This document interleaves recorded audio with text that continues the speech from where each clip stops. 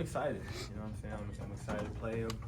They're a good team, and I think it'll be a really good game. I think it'll be a bunch of fans there, so I think it's just a great opportunity, and I'm looking forward to it. You heard from your sister yet this week? A little bit, yeah, a little trash talk, but yeah, I think ultimately she wants me to win. But it's a small rivalry there for sure. What's it like having this game this early in the season? This is usually something that's saved for February or something like that. It's good, man. It's a good test for us. It'll be our first ranked opponent. So to go out there and kind of see where we are against some of the best, and I think we're ready.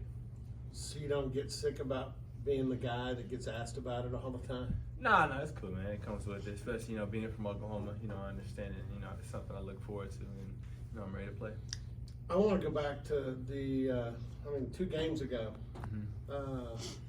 What was the time when you got to be with your family after the win in the Reynolds Center like? Because I saw your dad on the telecast. He was flipping out pretty good. Yeah, it was great, man. It was great. I had a lot of friends and family there, so to be able to get a win with my guys, and then especially with it being in Tulsa against my dad's former collegiate team, it was special, and I think it was a great experience for everybody there.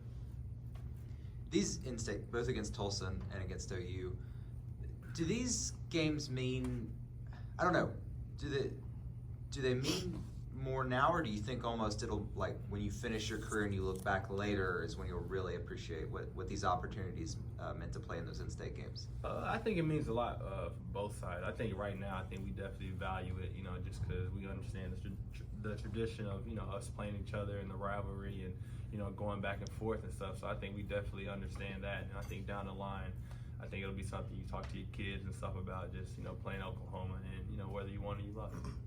I understand you got banged into pretty good. How much of the game Sunday, you being over there on the bench, was foul trouble versus you were banged up? I think it was a little bit of both. I think especially starting it with those 2 cheap fouls. I think that was an automatic. I was gonna sit for the rest of the half. But then once I got in the second half after I fouled, I dribbled it with my left hand, and the dude just took it from me, and my elbow was hurting a little bit. Then I think from there, coach kind of saw it and then just kind of sent me You for the rest okay? of the game. Yeah, I'm good. Have you ever seen a play where a block and a charge is called on the same play? No, I haven't. And I ain't never see that. I ain't never see that, bro. I haven't. But the refs are human, so I gotta give it to them. Arturo, what have you kind of learned about this rivalry since you've been here? I'm excited. I'm looking forward to it for real. I don't really know too much like the history behind the in-state rivalry as far as Oklahoma and OU, but I'm definitely excited to go out there with the guys and perform and execute. Interspersed between lots of practice. You've been to Charleston, you've been to Tulsa, you've been to New Jersey. How much further has this team come in that period from being on the road together, from having the heavy practice load? Can you sense how much of a better team you guys are at this point?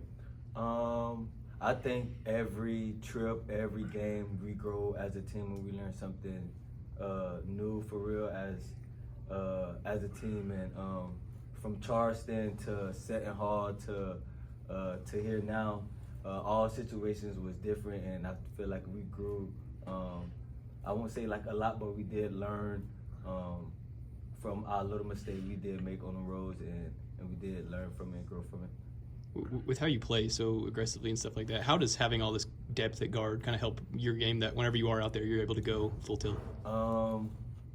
It helps tremendously. Like it's like you have 2 everything out there, so it's pretty hard to put us in situations where we're exhausted for real because we got a lot of depth for real. But it definitely helped tremendously. Like it's very rare that we find ourselves like tired or like exhausted out there for real. So I think you guys are top 20 in the country in both forced turnovers per game and fast break points per game. I mean, just playing that style, playing quick, getting out, getting easy buckets. How does that help the team, especially when it's a lot of new players still trying to learn how to play together?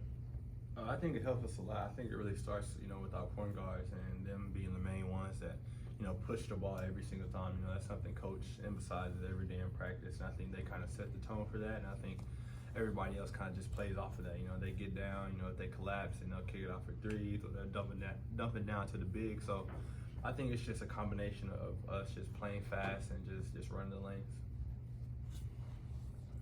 Bryce, has that been an adjustment for you? You've never really been asked to play in this style before, prior to this year. What's it been like for you?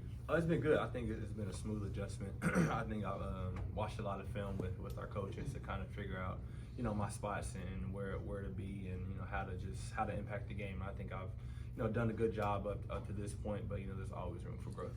I'm not disparaging Coach Mike, but with talking about finding your spots, and I think Coach Lutz and his staff have kind of changed you as a player. Do you look at it now and say, "Ooh, yeah, this is good"? Yeah, for sure. I think it's a different system, but you also have totally different players. You know what I'm saying? You got a whole new team. You got different point guards, different bigs, different shooting guards. And I think that also affects it. So I think it's a combination of the playing style, but also having players that fit that playing style and that can go out there and produce every night. For both of you, what's been the hardest part so far about adjusting to the way Lutz and the staff want y'all to play this year?